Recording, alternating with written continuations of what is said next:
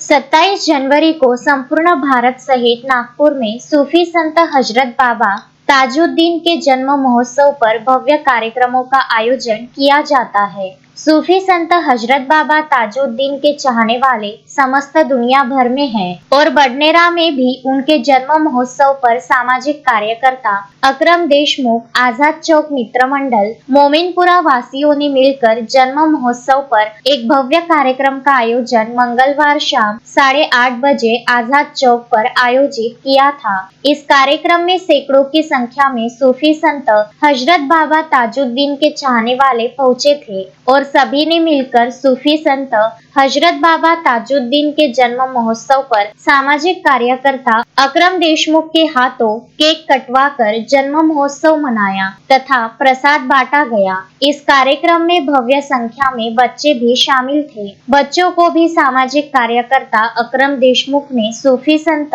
हजरत बाबा ताजुद्दीन के जन्मोत्सव पर केक, चॉकलेट खिलाया। यह भव्य कार्यक्रम रात 10:30 बजे तक के आजाद चौक पर चला। कार्यक्रम में आए हुए समस्त बडनेरा वासियों ने सूफी संत हजरत बाबा ताजुद्दीन के जन्मदिन के महोत्सव पर एक दूसरे के साथ में खुशियां बांटी तथा कार्यक्रम के समापन पर सामाजिक कार्यकर्ता अकरम देशमुख ने आए हुए सभी सूफी संत हजरत बाबा ताजुद्दीन के चाहने वालों का आभार माना। शोएब खान, विदर्भ न्यूज, बडनेरा।